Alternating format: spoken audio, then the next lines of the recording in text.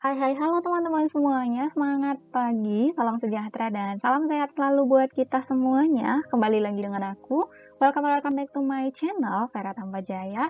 Dan di video kali ini kita akan belajar materi baru lagi nih. Kita akan ngebahas tentang penyakit jantung dalam kehamilan. Seperti biasa, aku bakalan ngasih materi terlebih dahulu, baru kita akan ngebahas kasus atau latihan soal. Oke, langsung aja ya. Penyakit jantung dalam kehamilan. Nah, gejala dari penyakit jantung dalam kehamilan ini ada beberapa. Yang pertama, sesak napas. Yang kedua, nyeri dada. Yang ketiga, palpitasi atau rasa berdebar-debar. Kemudian ada odem pada ekstremitas. Ini ekstremitas atas dan ekstremitas bawah ya. Kemudian penyakit jantung itu sendiri terbagi menjadi 4 golongan. Yang pertama ada kelas 1. Nah, pada penyakit jantung dengan kelas 1 ini gerakan fisiknya tidak terbatas. Jadi meskipun ibu melakukan aktivitas, ibu nggak merasakan yang namanya gejala yang kita sebutin di awal tadi, seperti sesak napas, nyeri dada, palpitasi, atau odem ya. Kemudian ada yang kelas 2. Nah, pada kelas 2 ini si ibu harus membatasi aktivitas. Nah, jika melakukan pekerjaan akan terasa mudah lelah, jantungnya berdebar-debar, sesak napas, nyeri dada. Nah, tapi ketika si ibu beristirahat, gejala ini bakalan hilang. Next, yang ketiga, ada kelas 3. Nah, pada kelas 3 ini si ibu sudah harus sangat membatasi aktivitas fisiknya, lebih nyaman saat beristirahat. Sedikit aktivitas saja udah menimbulkan gejala seperti mudah lelah, jantungnya berdebar-debar, sesak napas, nyeri dada ya teman-teman. Nah, meskipun cuma sekedar ibu berjalan ke kamar mandi, berjalan ke dapur, ini sudah terasa mudah lelah ya teman-teman. Kemudian yang terakhir ada kelas 4. Nah, pada saat si ibu sudah sampai pada tahap penyakit jantung kelas 4 ini, si ibu sama sekali tidak bisa melakukan aktivitas fisik. Jadi si ibunya ini hanya berbaring di tempat tidur. Untuk kelas 1 dan kelas 2 ini diupayakan untuk lahir normal, tapi harus dibantu dengan vakum ekstraksi supaya nggak memberatkan jantung si ibu. Nah, harus tetap kita amati KU-nya. Nah, kalau KU-nya turun, kita harus pasang infus, oksigen, kemudian kita harus rujuk nih. Nah, kalau KU janinnya turun, kita harus melakukan resusitasi intrauterin. Kemudian usia yang paling berbahaya pada ibu dengan penyakit jantung ini adalah pada saat usia kehamilannya 32 minggu. Kenapa gitu? Karena pada saat usia 32 minggu ini terjadinya puncak hemodilusi karena pada saat 32 minggu inilah puncak kerja jantung paling berat.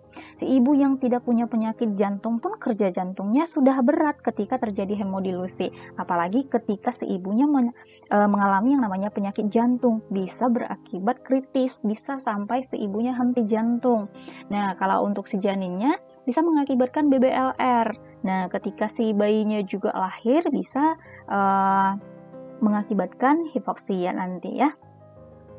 Kemudian selanjutnya untuk penanganannya ini nggak bisa kita lakukan penanganan di BPM. Ini bukan wewenangnya kita. Jadi kita harus melakukan rujukan ya, karena nanti ini harus dikerjakan, memerlukan penanganan khusus multidisiplin yang melibatkan ada dokter spesialis kandungan, ada dokter spesialis penyakit dalam dan lain-lain. Jadi memang harus dipantau kondisi ibunya ya. Untuk asuhannya sendiri untuk kelas 1 dan kelas 2 ini kita rujuk ke rumah sakit yang memiliki dokter spesialis jantung dan unit perawatan intensif yang memadai. Kemudian untuk morbiditas rendah kita tetap perlukan kewaspadaan pada kehamilan dan nifas untuk mencegah deteksi dini kemungkinan terjadinya infeksi. Kita juga harus mencegah terjadinya infeksi. Kemudian kita waspadai gejala gagal jantung, ronki basah. Nah, ronki basah ini bunyi napas tambahan. Bunyinya itu seperti mendengkur ya teman-teman. Ronki basah serta batuk. Kemudian sesak napas saat beraktivitas. Hemoptisis. Nah, hemoptisis ini batuk darah ya.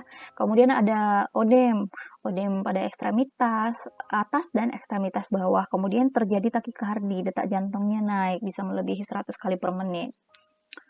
Next untuk kelas 3 dan kelas 4 kita juga rujuk ke rumah sakit yang memiliki dokter spesialis jantung dan unit perawatan intensif yang memadai. Kemudian kita nanti ketika udah di rumah sakit ini bakalan dikolaborasi dengan dokter untuk rencana terminasi kehamilan. Ada banyak nanti sih, ada konsul lagi ke dokter penyakit jantung, dokter anestesi gitu sih biasa yang kami lakukan di rumah sakit ya teman-teman. Kemudian meneruskan kehamilan dengan tirah baring total dengan pengawasan kuat. Nah, si ibunya sudah harus istirahat total ya. Kemudian persalinannya harus dilakukan dengan seksi cesaria. Nah, itu dia nanti bakalan dikonsulkan lagi dengan dokter-dokter yang lainnya. Dilakukan EKG, gimana kondisi jantungnya gitu ya.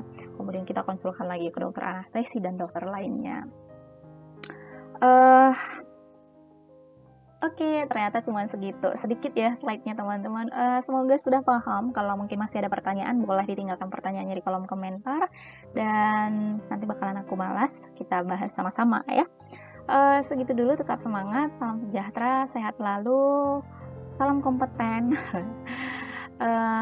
Kalau suka sama videonya boleh ditekan tombol like-nya dan di-share ke sosial media yang teman-teman punya. Dan kalau yang mau membantu channel aku semakin berkembang ke depannya dan nggak mau ketinggalan video terbaru dari channel aku, boleh ditekan tombol subscribe-nya, bunyikan juga loncengnya supaya teman-teman nanti ternotifikasi. Bye-bye!